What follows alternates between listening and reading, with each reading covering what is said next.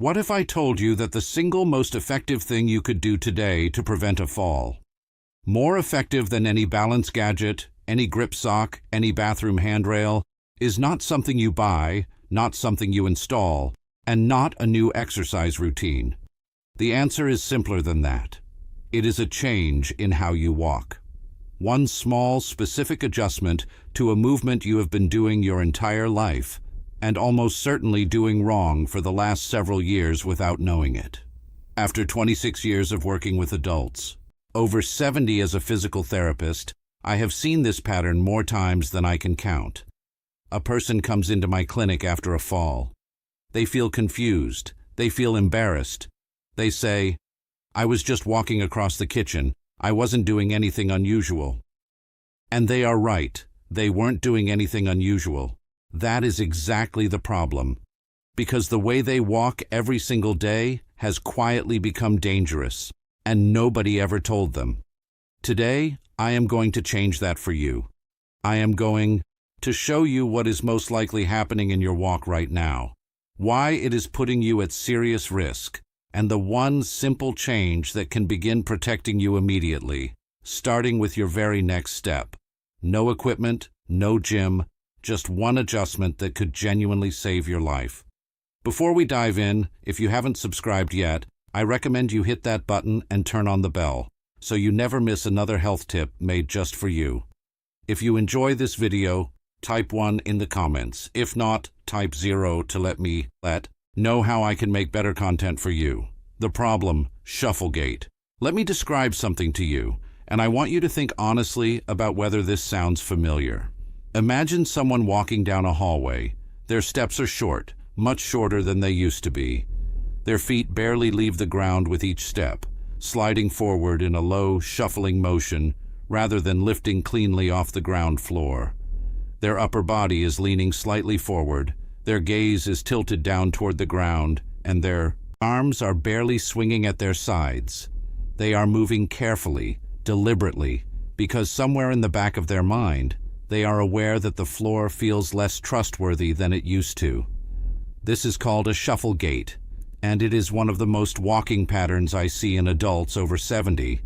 It develops gradually, so gradually that most people do not notice it happening at all. What starts as a little caution after a close call becomes a habit. The steps get shorter, the feet stop lifting, the posture shifts forward, and what feels like careful, safe walking is actually one of the highest risk movement patterns your body can adopt. Here is why.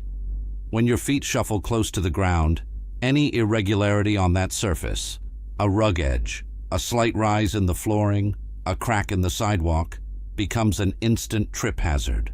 There is simply not enough clearance between your foot and the floor for anything to go wrong without it going very wrong. And because your steps are short, and your weight is already pitched forward, the moment your toe catches something, your body has no time and no room to recover. The fall happens before you even realize you are falling. Shuffle gait also signals something deeper. The muscles responsible for lifting your legs, your hip flexors, your glutes, your core have weakened from underuse, and the neurological connection between your brain and your legs has slowed down. The good news is that both of these things are reversible, and it starts with one change. The one change, heel strike. The change I want you to make is this. From this moment forward, every step you take should begin with your heel. This is called a heel strike, and it is how human beings are biomechanically designed to walk. When you are young and your gait is natural and unguarded, your heel hits the ground first with each step. Your weight then rolls forward through the arch of your foot, across the ball, and pushes off through your toes to drive the next step. It is a smooth, continuous rolling motion, and it is one of the most efficient and stable movement patterns the human body produces. But here is what happens over time. As the muscles weaken and confidence in our balance quietly erodes, that heel strike disappears. The foot starts landing flat or even toe first, in a pattern that is shorter, lower, and far less stable. We stop rolling through the foot. We stop pushing off. We start shuffling. And with every passing month of shuffling, the muscles that produce a proper heel strike get weaker and weaker because they are simply not being asked to work. So, what does correcting this actually look like? It is simpler than you might think. With each step, I want you to reach your heels slightly forward, just a few inches more than you normally would, and let it make contact with the ground first. Feel the weight shift forward through your foot. Let your toes push off behind you as you step. And most importantly, Bob, lift your foot. Do not slide it. Pick it up, reach it forward, land on the heel. When you do this correctly, several things happen simultaneously. Your step length naturally increases, which improves your stability and forward momentum. Your foot clears the ground properly, which eliminates the risk of catching on surface irregularities. Your posture automatically improves. The heel strike pulls your weight back and upright out of that forward-leaning shuffle position, and your hip flexors, glutes, and core are suddenly being asked to work again, which begins rebuilding the very strength that protects you from falls. One change, one adjustment, but it triggers a chain reaction throughout your entire body that begins working for you rather than against you with every single step. Now, let me show you 5 exercises that will make this new walking pattern feel natural, automatic, and strong. Exercise 1. Conscious heel strike walk. Why it matters. Before anything else, you need to practice the heel strike itself, slowly, deliberately, and with full awareness. Most people who have been shuffling for months or years have genuinely lost the motor pattern of a proper heel strike. The neural pathway that produces it has faded from disuse. This exercise rebuilds it by asking your brain and your legs to practice the movement correctly, repetition by repetition, until it starts to become automatic again. How to do it. Find a clear hallway or a long open space along a wall. Stand at one end with one hand lightly touching the wall for safety if needed. Begin walking, but this time think about nothing except your heel. With every single step, consciously. Reach your heel slightly forward and let it land first.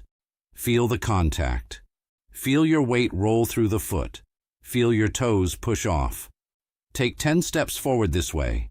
Turn carefully using small marching steps, and walk back 10 steps. That is one set. Start walking forward extremely slowly, almost like you are moving in slow motion. With every step, deliberately place your heel first. Roll through the foot and push off through the toes. Each phase of the step should be clearly felt and slightly exaggerated. Take at least 10 very slow steps forward, then turn carefully and repeat coming back. Complete 2 full lengths of the hallway. What to focus on? The key here is control over speed. Your heel should touch the ground with intention, not collapse onto it. Your weight should shift gradually, not drop suddenly.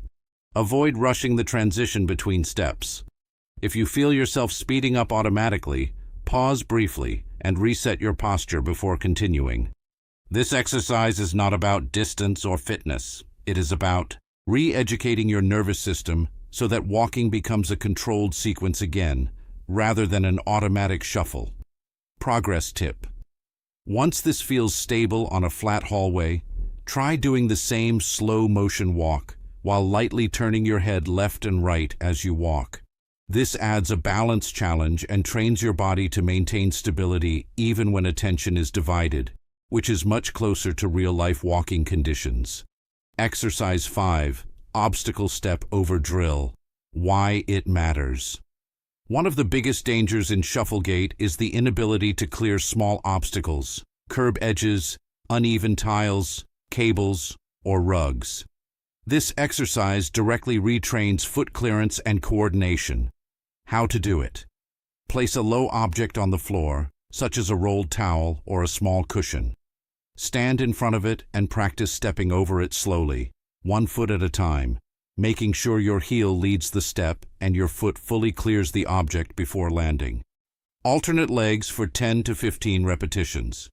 What to focus on. Lift your knee first, then extend the heel forward and place it down with control. Do not rush. The clearance is more important than speed. Progress tip. As confidence improves, slightly increase the height of the obstacle, but only within a safe and controlled range. Conclusion: if you combine these 5 exercises consistently, you are not just exercising, you are rebuilding the entire walking system: strength, coordination, balance, and neural control.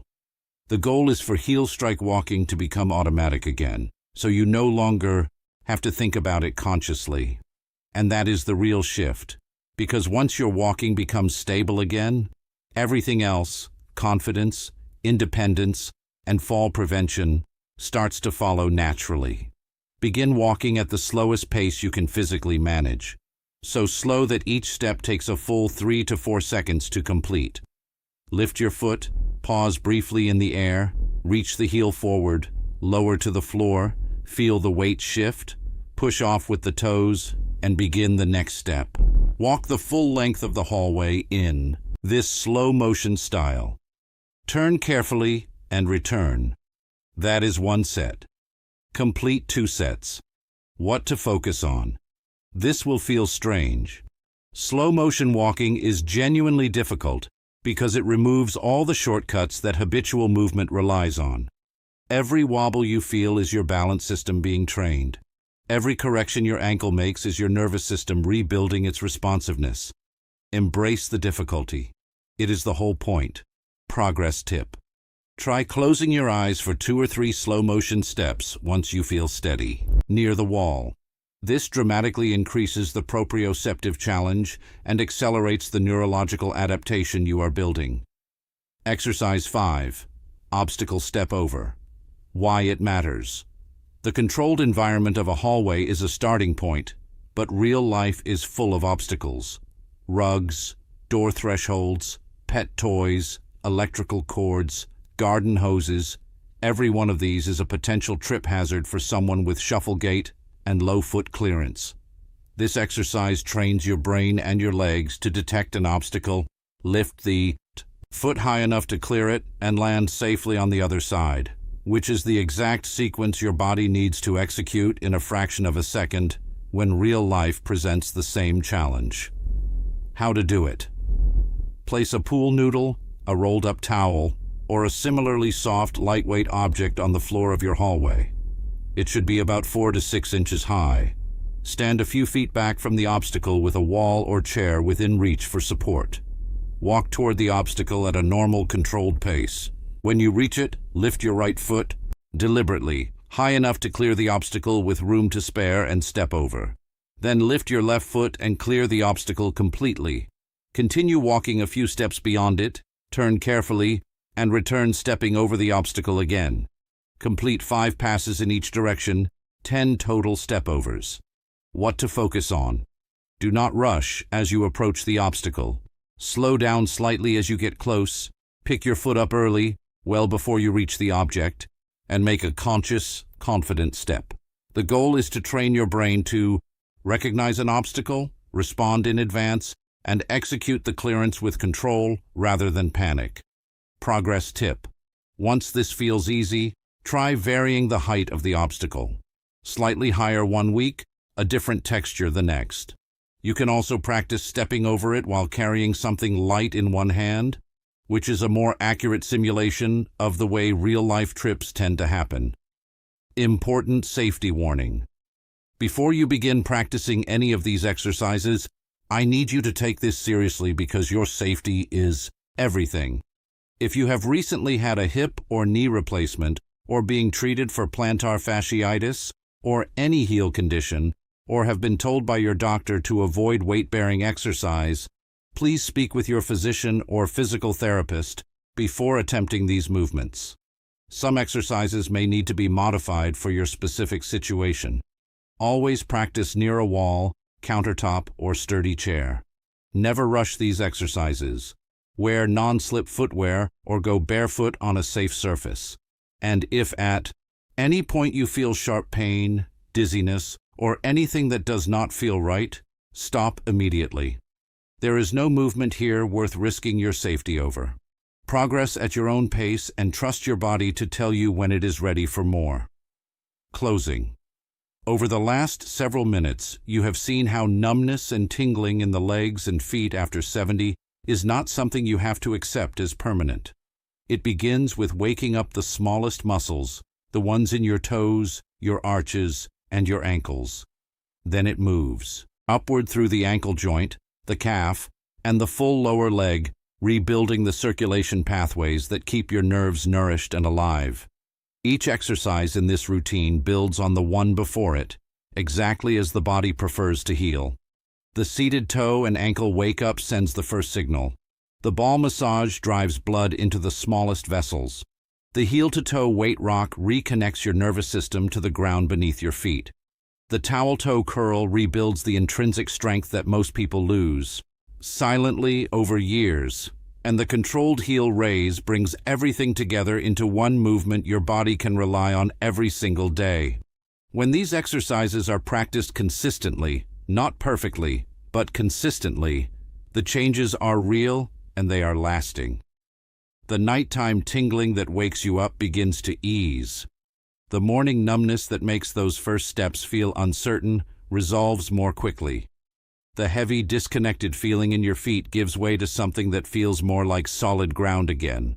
Circulation improves, not through intensity, but through patience and repetition. Small movements done daily send a clearer message to the nervous system than aggressive workouts done once a week. The body responds to what it is reminded of every day, and these exercises are that daily reminder. The long-term benefit reaches far beyond physical comfort. Healthy nerve function and strong leg circulation protect your balance. They reduce the fear of falling that quietly steals confidence from so many older adults. They preserve the ability to walk to your mailbox, climb your own stairs, play with your grandchildren, and move through daily life without constantly wondering whether your legs will hold you. That kind of independence is not a small thing. It is everything.